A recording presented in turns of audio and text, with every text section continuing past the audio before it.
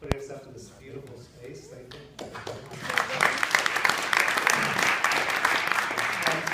Before I get to that, I also can see you started to talk about what happened, the terrible accident that happened on the Amtrak line a couple of days ago. And it's fascinating to watch this discussion that's happening now with infrastructure. All of a sudden, infrastructure became this important thing, and it became very partisan very quickly. Democrats saying, you see, we need another $1 trillion for infrastructure to prevent things like this from happening. The Republicans were saying, no, it's not, let's wait and see, maybe it was human error, whatever. But the reality is that for, I think we all know this, that if you really want to create change in a city, you want to create change in infrastructure in America, there are only two ways to do it, or I thought there were two ways. One is crisis, and the other one is leadership. And what's fascinating is as you watch this, you see that crisis ain't working. Thank you. Right? Crises happen. I mean, you can look at California and see what's going on in California today and realize that they're just about out of water. And yes, there's some policy shifts, and they're figuring out how to conserve water at the tap and tell people not to water their lawns, but there's really no big innovative change that has come out from that. So that takes, of the two ways to create change, takes one kind of sets it totally to the side and leads with leadership, and that's why I'm really glad to be here with everyone else up here who are really leaders in their own respective industries, and it's great to have everyone here talking about water.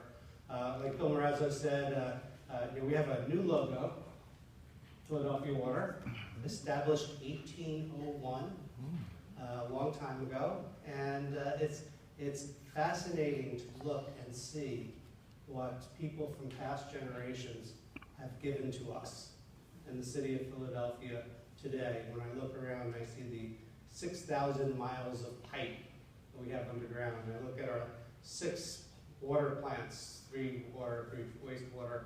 Look at our reservoir system, and it's an incredibly robust, resilient system that we have here. And know that it's because of thinking of past generations, of getting ready for us, that we have this gift. And there's been a problem.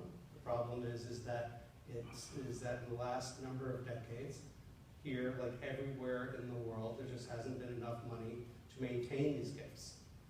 And we're at a real interesting point in our history right now to say, what are we going to do next? And I'm hoping that we're going to move in this direction of making change through leadership and start reinvesting in our infrastructure. And the question is, how do you do that? And for Philly, what we've done is we've raised water rates. But that's all we can do. 98% of our money comes from the ratepayer. We don't raise rates. We don't have money to do things such as repair water pipes and other things. We've taken our capital program, we've practically tripled our capital program over the last 6 years, and now we're looking at a program that's about $300 million a year of capital work we're doing to replace water pipes and sewer pipes and drinking water plants and wastewater plants and reservoirs and pumping stations, everything you can imagine, and it's still not enough. It's enough to keep things going, but it may not be enough for future generations. And it's interesting to watch. I teach a class at Penn and ask the students, we start talking about water supply planning, and told them that we're looking at the water supply in the next 50 years, and what do you think of that?